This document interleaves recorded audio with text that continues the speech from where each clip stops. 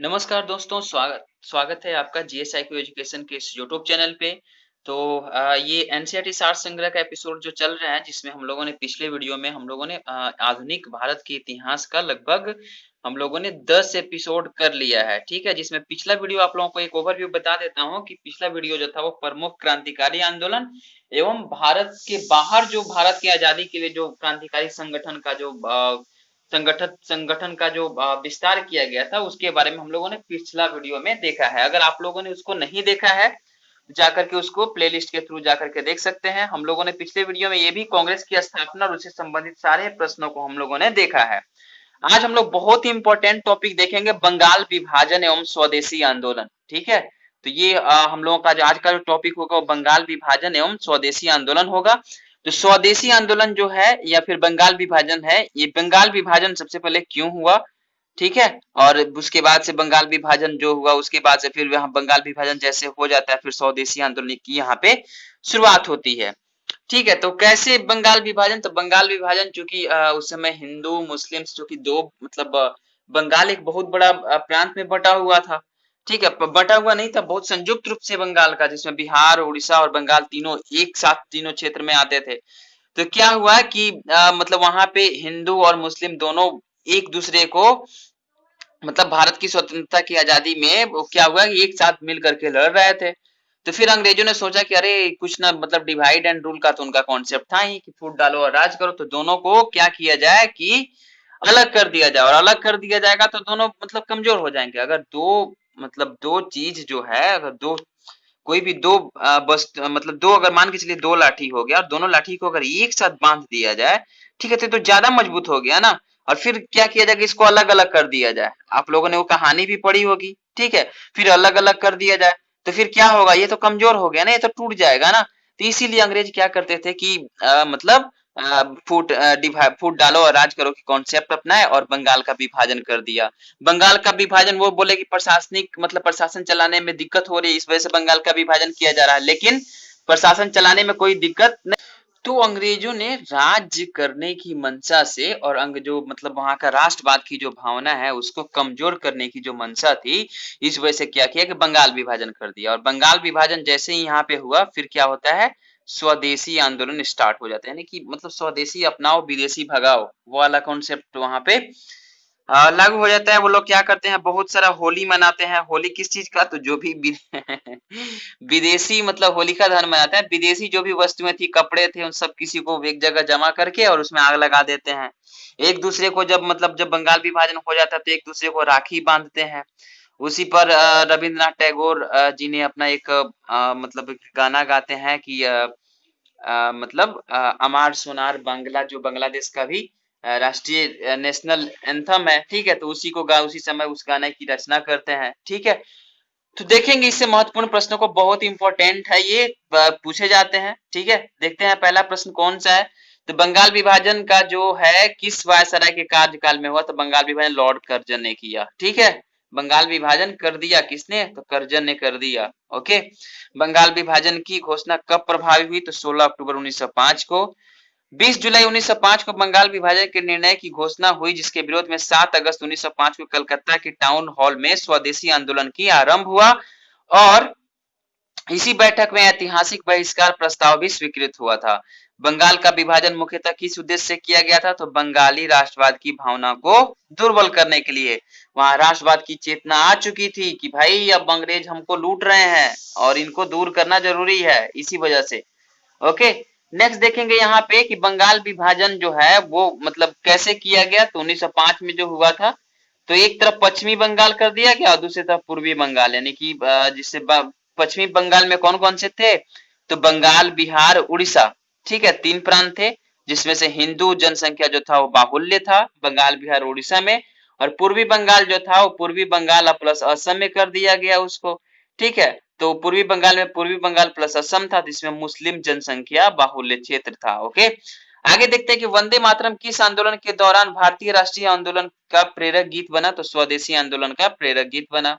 बंगाल के विभाजन 1905 के विरोध में हुए आंदोलन का नेतृत्व किसने किया? तो सुरेंद्र नाथ बनर्जी ने किया। दिल्ली में स्वदेशी आंदोलन का नेतृत्व किसने किया? तो सैयद हैदर राजा ने किया। मद्रास में स्वदेशी आंदोलन का नेतृत्व किसने किया था? तो चिदम्बरम पिल्लई ने किया था। नेक्स्ट देखते हैं कि ब्रिटिश वस्तुओं के बहिष्कार को राष्ट्रीय नीति के रूप में किस वर्ष स्वीकृत किया गया? तो वर्ष 1905 में इसको स्वीकृत किया गया। ब्रिटिश पत्रकार H.W. नेविल्सन ने किस आंदोलन से जुड़े थे? तो स्वदेशी आंदोलन से जुड़े थे।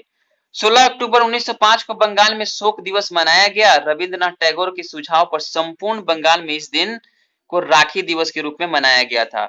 आगे देखते हैं हम लोग की वर्ष 1905 को स्वदेशी आंदोलन को कृषक तथा मुस्लिम वर्गों का विशेष जो है ना समर्थन प्राप्त नहीं हुआ। ठीक है, भारत की एक प्राचीन कला परंपराओं को पुनर्जीवित करने के लिए एक Indian society of oriental art की स्थापना किसने की? तो अवनींद्रनाथ टैगोर ने किया था। स्वदेशी आंदोलन के प्रारंभ का तत्कालीन कारण क्या था? तो लॉर्ड कर्जन द्वारा बंगाल विभाजन करना। बंगाल में ब्रिटेन की वस्तुओं के बहिष्कार का सुझाव का प्रस्ताव सर्वप्रथम कृष्ण कुमार मित्र ने दिया था। वर्ष 1905 में बंगला पत्रिका संजीवनी के संपादक कौन थे? तो कृष्ण कुमार मित्र थे। स्वदेशी बांधव समिति की स्थापना किसने की? तो अश्विनी कुमार दत्त ने की। स्वदेशी आंदोलन के दौरान रविंद्रनाथ टैगोर ने अमार सोनार बांग्ला नामक गीत की रचना की, जो आगे चलकर वर्ष 1971 में बांग्लादेश का राष्ट्रगान बना। वर्ष 1905 में कांग्रेस के बनारस अधिवेशन में स्वदेशी आंदोलन का समर्थन किया गया। इस अधिवेशन की अध्यक्षता किसने की? तो गोपाल कृष्ण गोखले ने किया था। ठीक है, आगे देखते हैं कि स्वदेशी आंदोलन के दौरान बंगाल केमिकल स्वदेशी स्टोर्स की स्थापना किसके द्वारा की गई? तो प्रफुल्ल चंद्र राय के द्वारा की गई। नेक्स्ट देखते हैं कि लॉर्ड कर्जन द्वारा वर्ष 1905 में किया गया बंगाल विभाजन वर्ष 1911 में लॉर्ड हार्डिंग के काल में क्या किया गया? रद्द कर दिया गया। ठीक है, 1911 में रद्द किया गया था। स्वदेशी आंदोलन का आलोचक तथा पूर्व व पश्चात के मध्य एक बेहतर संबंध का समर्थक कौन था? तो रविंद्रनाथ टैगोर था। बंगाल विभाजन के समय बंगाल का लेफ्टिनेंट गवर्नर कौन था? तो सर एंड्रयूज फ्रेजर था। स्वदेशी आंदोलन के प्रचार प्रसार के लिए प्रयोग की गई द बंगाली पत्रिका के संपादक कौन थे? तो द बंगाली पत्रिका के संपादक थे सुरेंद्रनाथ बनर्जी थे। नेक्स्ट देखते हैं कि अरुणडेल समिति के सुझाव पर वर्ष 1911 में बंगाल का पुनः एकीकरण कर दिया गया। दिल्ली भारत की राजधानी बनाई गई। ठीक है, आगे देखते हैं नेक्स्ट टॉपिक मुस्लिम लीग एवं मार्ले मिंटो सुधार। ओके, मुस्लिम लीग का यहाँ पे उदय देखेंगे और मार्ले मिंटो सुधार आया, उसके बारे में महत्वपूर्ण प्रश्नों को देखेंगे। तो मुस्लिम लीग की स्थापना कहाँ हुई थी? तो ढाका में वर्ष 1906 में हुई थी। ऑल इंडिया मुस्लिम लीग की स्थापना किसने की थी? तो आगा खान, नवाब समीमुल्लाह, मोहम्मद अली जिन्ना ने मिलकर के किया था। मुस्लिम लीग का प्रथम अध्यक्ष कौन था? तो आगा खान था। वर्ष 1907 में मुस्लिम लीग का वार्षिक अधिवेशन कहाँ आयोजित हुआ? था कराची में हुआ। मुस्लिम लीग ने पृथक निर्वाचक मंडल की मांग किस अधिवेशन में की थी? तो अमृतसर अधिवेशन 1908 में की थी। यहाँ पे देखते हैं कि अखिल भारतीय मुस्लिम लीग के अधिवेशन कब कब हुए? तो प्रथम अधिवेशन 1906 में ढाका में हुआ, ढाका। ठीक है, द्वितीय अधिवेशन 1907 में कराची में और तृतीय अधिवेशन 1908 में अमृतसर में हुआ था। वर्ष 1908 में किसकी अध्यक्षता में अखिल भारतीय मुस्लिम लीग की एक शाखा लंदन में स्थापित हुई? तो अमीर अली की अध्यक्षता में लंदन में एक शाखा जो है मुस्लिम लीग की स्थापित हो गई। नेक्स्ट देखते हैं कि भारत शुद्ध शासन अधिनियम 1909 को किस अन्य नाम से भी जाना जाता है? तो मार्ले मिंटो सुधार अधिनियम 1909 के नाम से भी जाना जाता है।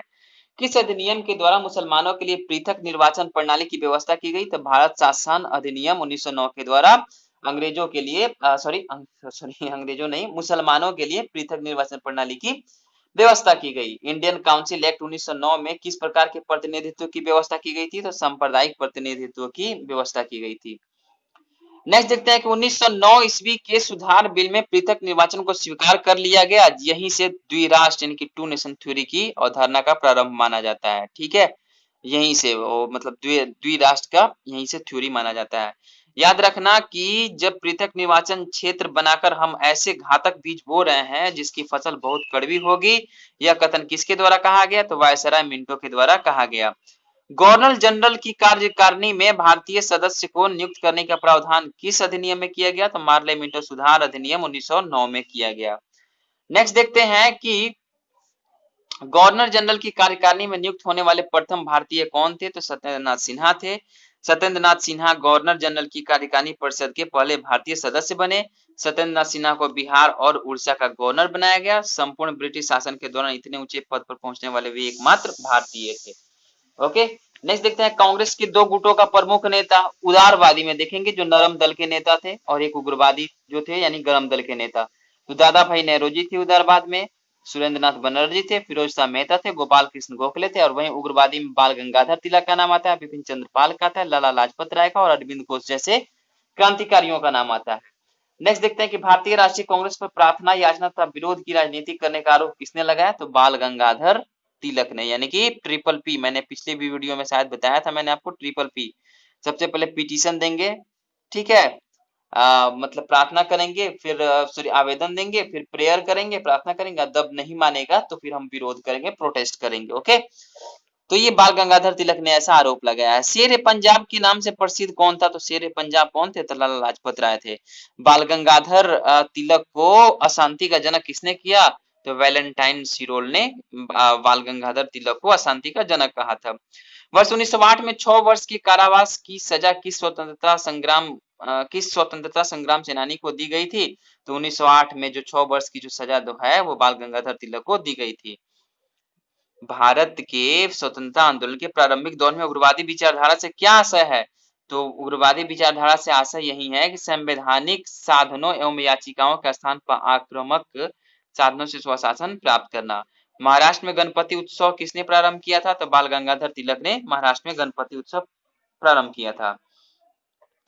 दिल्ली दरबार देखेंगे तो प्रथम दिल्ली दरबार जो हुआ था वो 1877 में हुआ था, लॉर्ड लिंटन के समय में, ठीक है। द्वितीय दिल्ली दरबार जो 1903 में हुआ था लॉर्ड कर्जन के समय में। तृतीय दिल्ली दरबार जो हुआ था 1911 में हुआ था, लॉर्ड हार्डिंग के समय में हुआ था। नेक्स्ट देखेंगे कि द्वैत शासन का जनक सर, ये पूछा जाता है प्रश्न, द्वैत शासन का जनक सर लियोनिल कार्टिस को, जबकि बंगाल के द्वैत शासन का जनक जो है रॉबर्ट क्लाइव को माना जाता है। द्वैत शासक का जनक लियोनेल कार्टिस और बंगाल के द्वैत शासन का जनक जो है रॉबर्ट क्लाइव को माना जाता है, ठीक है। यहाँ पे इस टॉपिक में हम लोग देखेंगे कांग्रेस का लखनऊ अधिवेशन एवं होम रूल लीग जो था उसको देखेंगे हम लोग। पिछला मतलब अभी हम लोगों ने देखा कि बंगाल का विभाजन और फिर उससे संबंधित सारे प्रश्नों को देखा। इस टॉपिक में हम लोग देखेंगे कांग्रेस का लखनऊ अधिवेशन एवं होम रूल जो लीग था उसके बारे में देखेंगे। पहला प्रश्न देखेंगे कि वर्ष 1916 में संपन्न लखनऊ समझौता किससे संबंधित है? तो कांग्रेस एवं मुस्लिम लीग के समझौते से संबंधित है। वर्ष 1916 में भारतीय राष्ट्रीय कांग्रेस के लखनऊ अधिवेशन में किसने अध्यक्षता की थी? तो 1916 में जो की थी एसी मजुमदार यानी अंबिका चरण मजुमदार ने की थी। सूरत अधिवेशन से पृथक हुए उग्रवादी एवं उदारवादियों का पुनः एकीकरण किस सम्मेलन में हुआ? तो लखनऊ अधिवेशन में पुनः एक जगह एकीकरण हो गया। अतिवादियों एवं उदारवादियों के पुनः एकीकरण की प्रक्रिया के प्रमुख शिल्पकार कौन थी? तो एनी बेसेंट थी, ठीक है। आगे देखते हैं हम लोग कि 1916 में मुस्लिम लीग और कांग्रेस के मध्य समझौता किसके द्वारा कराया गया था? तो बाल गंगाधर तिलक के द्वारा कराया गया था। कांग्रेस के 1916 के लखनऊ अधिवेशन में लिया गया वह निर्णय क्या था जिसमें मुख्य दूरगामी परिणाम हुए? तो कांग्रेस द्वारा जो मुस्लिम लीग के पृथक निर्वाचन क्षेत्र की मांग की स्वीकार। ओके, मोहम्मद अली जिन्ना को हिंदू मुस्लिम एकता का दूत किसने कहा था? तो सरोजिनी नायडू ने मोहम्मद अली जिन्ना को हिंदू मुस्लिम एकता का दूत कहा था। मदन मोहन मालवीय ने कांग्रेस एवं मुस्लिम लीग के मध्य होने वाले समझौते का विरोध किया था। ओके, और मतलब कांग्रेस और मुस्लिम लीग के बीच होने वाले समझौते का विरोध किसने किया था? तो मदन मोहन मालवीय ने किया था। भारत में होम रूल लीग की अवधारणा किस देश से ली गई? तो आयरलैंड से ली गई थी। प्रथम विश्व युद्ध के दौरान कौन सा आंदोलन भारत में लोकप्रिय हुआ था? तो प्रथम विश्व युद्ध जो 1914 से 18 तक चला ना, ठीक है, तो उसमें उस समय जो मतलब फेमस हुआ था, यहाँ पे लोकप्रिय हुआ था, तो होम रूल आंदोलन जो था वो मतलब यहाँ पे प्रसिद्ध हुआ था। अप्रैल 1916 में तिलक ने पूना महाराष्ट्र से होम रूल आंदोलन आरंभ किया, जबकि एनी बेसेंट के नेतृत्व में सितंबर 1916 से अड़ियार मद्रास से होम रूल आंदोलन का प्रारंभ किया गया। एनी बेसेंट ने किस साप्ताहिक पत्रिका के माध्यम से स्वशासन की मांग की? तो कॉमनवेल्थ जो साप्ताहिक पत्रिका थी उसके द्वारा वो उसने मांग की थी, स्वशासन की मांग की थी। होम रूल आंदोलन देखेंगे तो होम रूल आंदोलन का यहाँ पे एक मतलब दिया गया है कि कैसे कैसे होम रूल आंदोलन का विस्तार होता है, किस किस क्षेत्रों में इसका विस्तार होता है, किसने किया था, कब किया था, ठीक है, और इसका मतलब क्या होता है इसको देखेंगे। तो होम रूल आयरलैंड का एक शब्द है, ठीक है। सबसे पहले देखेंगे होम रूल जो है वो आयरलैंड का एक शब्द है। होम रूल का अर्थ है स्वशासन है, ठीक है, मतलब होम मतलब घर, ठीक है, अपना घर। और स्वशासन, होम रूल का अर्थ है स्वशासन, रूल का मतलब शासन करना। सर्वप्रथम आयरलैंड में होम रूल लीग की स्थापना रेडमांड द्वारा की गई थी। ठीक है, और 1916 ईस्वी को प्रारंभ इस आंदोलन के समय भारत के वायसराय लॉर्ड चेम्सफोर्ड थे। होम रूल आंदोलन दो भागों में यहाँ पे बटा हुआ था, कैसे देखते हैं। तो एक तरफ था तिलक का होम रूल जो अप्रैल 1916 में स्टार्ट हुआ, और एनी बेसेंट का होम रूल जो सितंबर 1916 में स्टार्ट हुआ। जो इसके तिलक के होम रूल में जो क्षेत्र था महाराष्ट्र, कर्नाटक थे, और एनी बेसेंट का होम रूल आंदोलन जो था उसमें क्षेत्र था मद्रास व तमिलनाडु। ठीक है, मुख्यालय था इसका बेलगांव कर्नाटक था, और इसका मुख्यालय अड़ियार मद्रास था। ये इसका जो मतलब स्वरूप था समिति स्वरूप था, मतलब एक कमिटी के रूप में ये काम करता था। और ये जो एनी बेसेंट का था ये अखिल भारतीय स्वरूप था। ठीक है, और इसके अध्यक्ष जो हुए एनसी केलकर व जोसेफ बैप्टिस्ट हुए, किसके, तिलक के होम रूल के। और ये जो एनी बेसेंट के जो सचिव हुए वो जॉर्ज अरुंडेल हुए। उद्देश्य था, अगर तिलक की का होम रूल का उद्देश्य देखेंगे तो उसमें था स्वराज मेरा जन्मसिद्ध अधिकार है, और इसका उद्देश्य था स्वशासन की स्थापना करना। एनी बेसेंट का जो होम रूल था उसकी उद्देश्य था स्वशासन की स्थापना करना। ये क्या करते थे, तिलक का जो होम रूल आंदोलन था वो प्रचार माध्यमों मराठा व केसरी नामक जो पत्रिका थी उससे करते थे। और इसका जो था एनी बेसेंट का जो होम रूल था वो होम रूल आंदोलन, उसका प्रचार का माध्यम जो था वो कॉमनवेल्थ व न्यू इंडिया नामक जो पत्रिका थी उससे ये करती थी। ओके, फेबियन आंदोलन का प्रस्ताव किसने दिया था, फेबियन, ये एनी बेसेंट ने दिया था। ठीक है, तिलक तथा एनी बेसेंट द्वारा बनाए गए होम रूल लीग आंदोलन की शाखाओं को किस वर्ष एक कर दिया गया, वर्ष 1918 में एक कर दिया गया। वर्ष 1915 में अमेरिका में होम रूल लीग के गठन किसके द्वारा किया गया, तो लाला लाजपत राय के द्वारा किया गया था। 1915 में अमेरिका में होम रूल लीग का गठन लाला लाजपत राय के द्वारा किया गया था। एनी बेसेंट की होम रूल लीग के साथ George Arundale, CP Ramaswamy Iyer, VP Wadia, Motilal Nehru, Tej Bahadur Sapru, Madan Mohan Malaviya आदि संबंध लोग थे। ओके, नेक्स्ट देखते हैं कि 2 जनवरी 1916 को लंदन में भारतीय होम रूल लीग की स्थापना की गई। इसके महासचिव डी ग्राहम पोल थे। ओके, आगे एक और हम लोग टॉपिक देख लेते हैं, ट्रेड यूनियन एवं साम्यवादी दल। ठीक है, ट्रेड यूनियन एवं साम्यवादी दल देख लेते हैं, इससे कौन कौन से महत्वपूर्ण प्रश्न है। तो वर्ष 1890 में गठित भारत का प्रथम मजदूर संघ बॉम्बे मिल हैंड्स की स्थापना किसके द्वारा की गई, तो एनएम लोखंडे के द्वारा की गई। वर्ष 1918 में अहमदाबाद टेक्सटाइल लेबर एसोसिएशन, ठीक है, ये एटीएलए की स्थापना किसके द्वारा की गई, तो महात्मा गांधी के द्वारा की गई।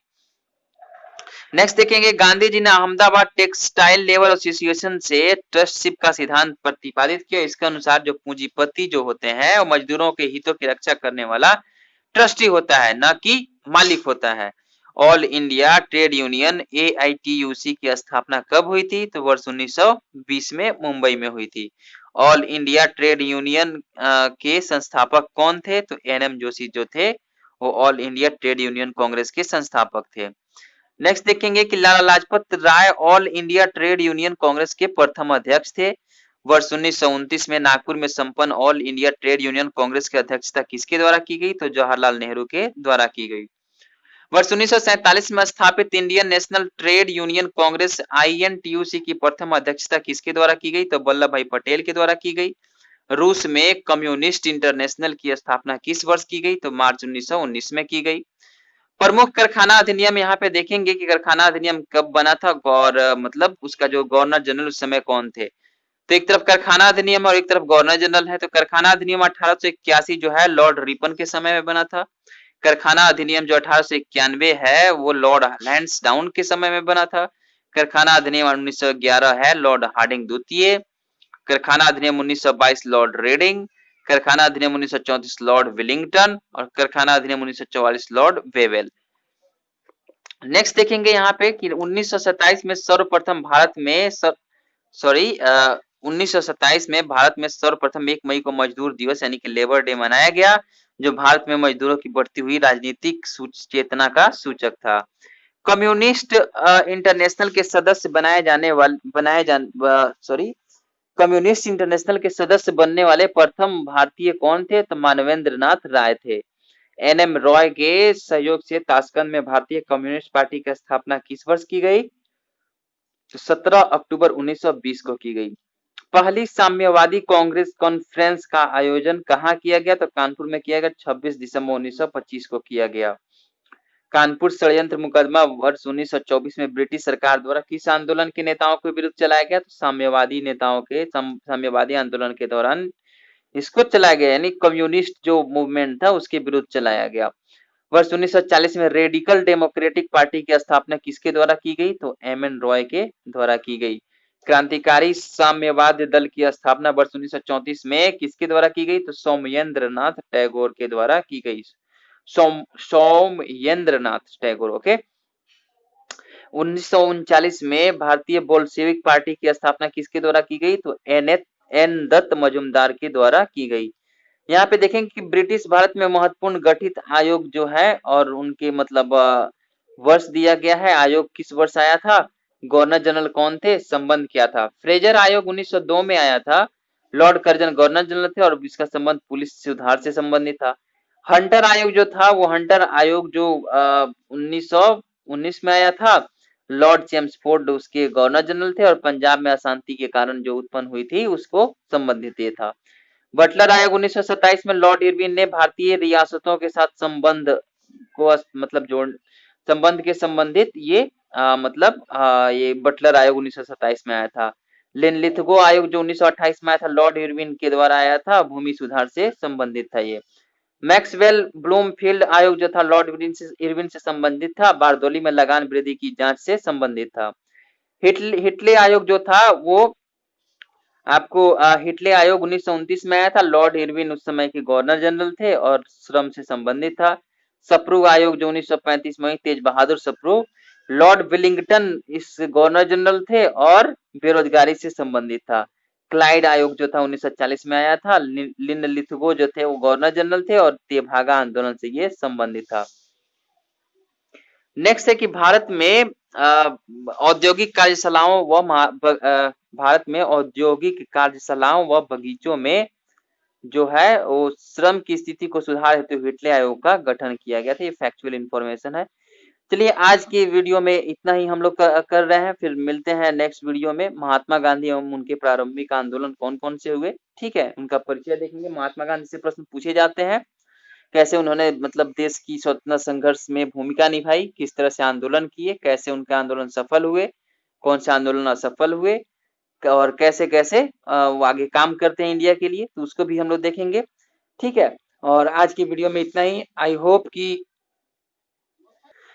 कि आप लोगों को ये एपिसोड अच्छा लगा होगा। अच्छा लगा है तो आप लोग सपोर्ट कीजिए थोड़ा सा और अपने दोस्तों को शेयर भी कर दीजिए और टेलीग्राम लिंक को ज्वाइन कर लीजिएगा। और भी सारे वहाँ पे वीडियो के लिंक आपको मिल जाएंगे डिस्क्रिप्शन बॉक्स में, ठीक है। मेरे से अगर पर्सनली आप लोग सोशल मीडिया के थ्रू जुड़ना चाहते हैं तो उसका भी लिंक डिस्क्रिप्शन बॉक्स में आपको मिल जाएगा। मिलते हैं नेक्स्ट वीडियो में, तब तक के लिए आप सब किसी को बहुत बहुत धन्यवाद जीएसआईक्यू एजुकेशन के साथ जुड़े रहने के लिए और इतना सारा प्यार देने के लिए।